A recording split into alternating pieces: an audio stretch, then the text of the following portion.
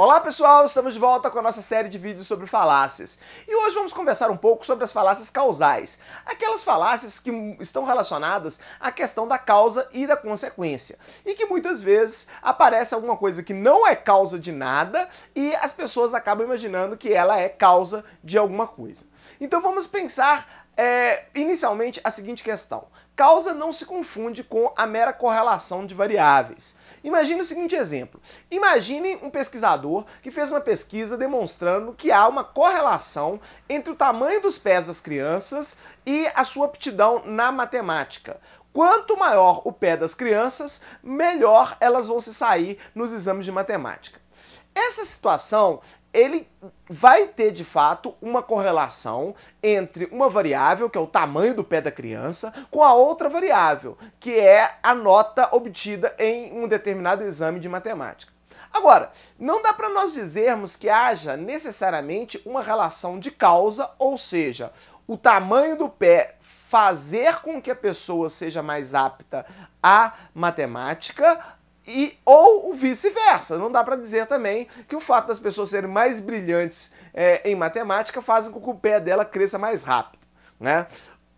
A solução para isso aí é uma terceira causa implícita nessa pesquisa, que é o fato de crianças mais velhas, elas ao mesmo tempo que têm pés maiores, pelo menos em média, elas também vão se sair melhor nos exames de matemática, pelo menos em média. Então nós temos uma terceira variável aí, uma terceira causa que vai fazer com que essas variáveis do tamanho do pé e da aptidão na matemática, elas caminhem juntas. Ou seja, há uma correlação entre elas. De fato, quanto maior o tamanho do pé, pelo menos em média, maior a aptidão na matemática. Mas isso não é porque o tamanho do pé faça a pessoa ser mais brilhante em matemática, e também não é porque o fato da aptidão em matemática fazer com que o pé se torne maior. A grande questão é que nós temos aí uma terceira causa, que é justamente a idade. Quanto mais velha a pessoa é, mais aptidão ela normalmente vai ter em matemática e também o pé dela vai costumar ser maior.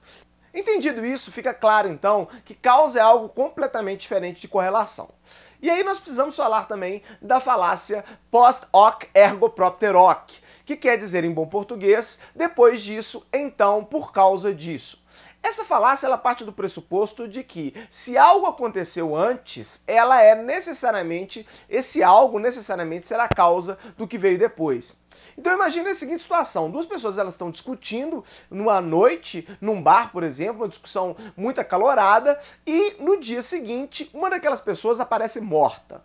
É claro que algumas pessoas que presenciaram aquela discussão no bar podem concluir que a causa da morte tenha sido a discussão no dia anterior, né? E aí elas podem querer acusar aquele indivíduo que estava discutindo com ela no dia anterior por ter matado a outra. Vejam, isso pode até ser indício de fato de que tenha havido um homicídio em função da discussão, alguma coisa do gênero.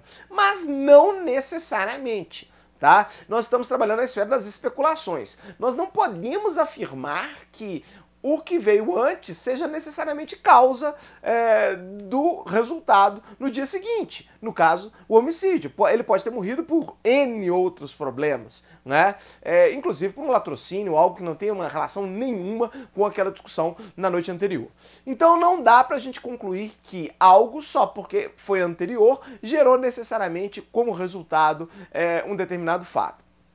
Isso às vezes é muito comum no pensamento mágico, né? Às vezes a pessoa ela vai na missa em um dia, ou num culto protestante em um dia, e no dia seguinte ela ganha na Mega Sena, né? E ela fica pensando dentro da cabeça dela que foi necessariamente o fato dela ter ido na missa ou no culto no dia anterior que fez com que Deus olhasse por ela e ela ganhasse na Mega Sena no dia seguinte.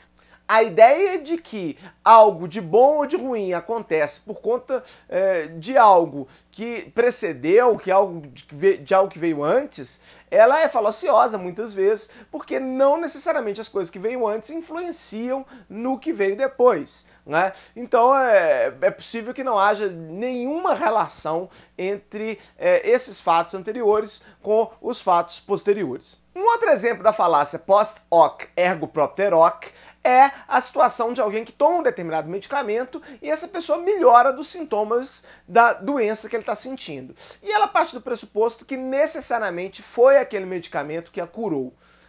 Isso é falacioso muitas vezes. É claro que às vezes foi o medicamento que a curou, claro que às vezes existe uma relação de causa e consequência. Mas o simples fato dela ter melhorado após ter tomado o medicamento não prova que o medicamento a tenha curado. Porque pode ter acontecido, por exemplo, um efeito placebo. A pessoa pode ter se autossugestionado, ela pode ter ficado tão impressionada com a bula que ela leu naquele medicamento que os efeitos psicológicos dela acabam a curando.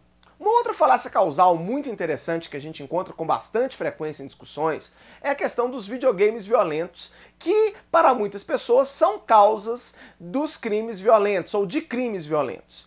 E aí eles argumentam basicamente que alguns criminosos, alguns homicidas em massa, que mataram várias pessoas em um determinado momento de fúria ou de raiva, eles jogam videogames violentos. E por jogarem videogames violentos, teriam praticado aqueles atos bárbaros.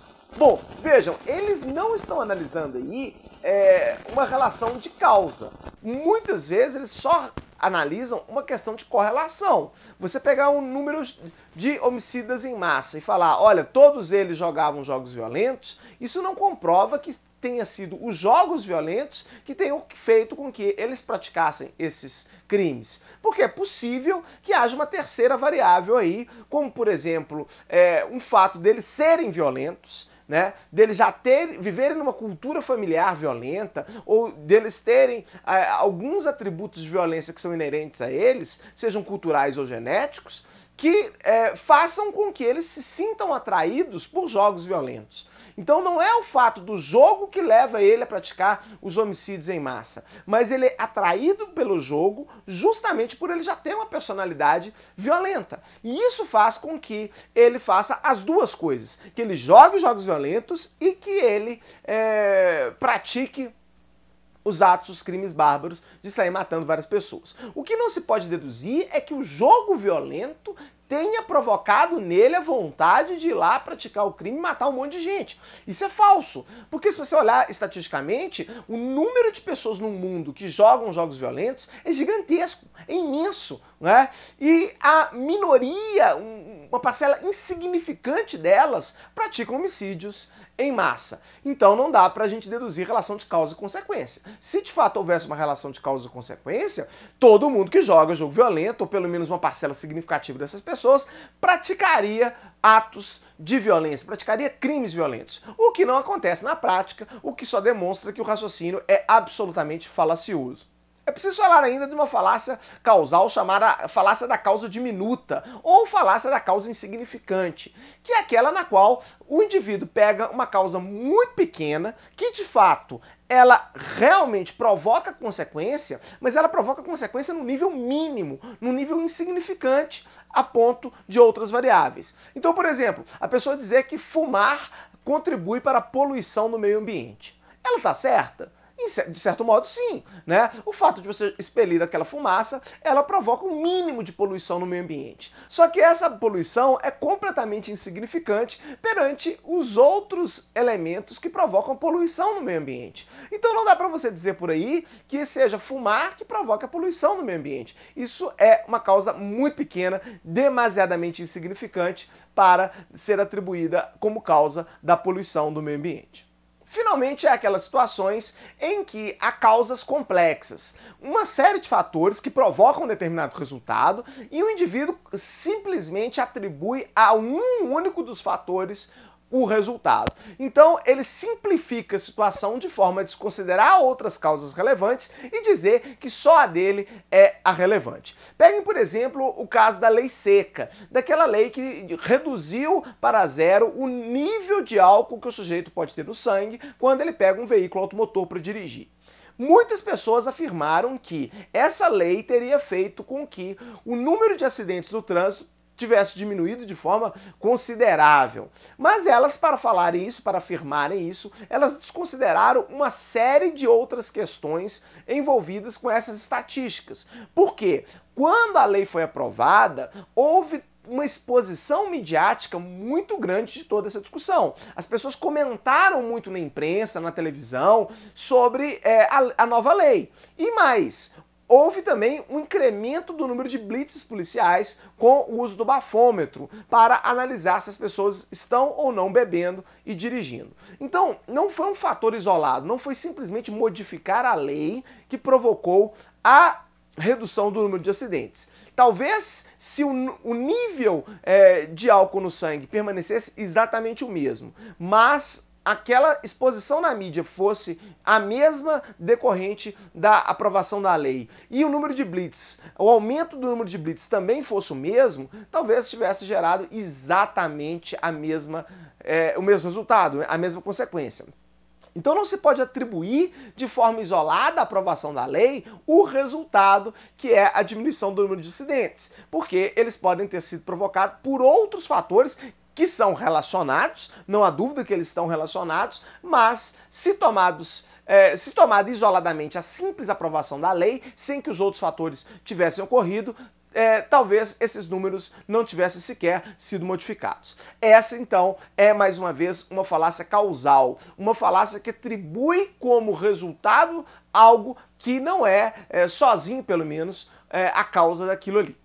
Bom, espero que vocês tenham gostado do vídeo, espero que esse vídeo tenha esclarecido vocês um pouco sobre essas falácias causais, que são cada vez mais comuns nos debates. E se vocês gostaram do vídeo, curtam o vídeo, compartilhem esse vídeo com seus amigos, comentem o vídeo com seus colegas e se inscrevam no canal, porque essa inscrição no canal é muito importante para nós, já que o YouTube ele dá maior visibilidade aos vídeos em canais com maior número de inscritos. Então, se você puder se inscrever, você está ajudando aí na divulgação do canal. Bom, era isso, um grande abraço e até a próxima.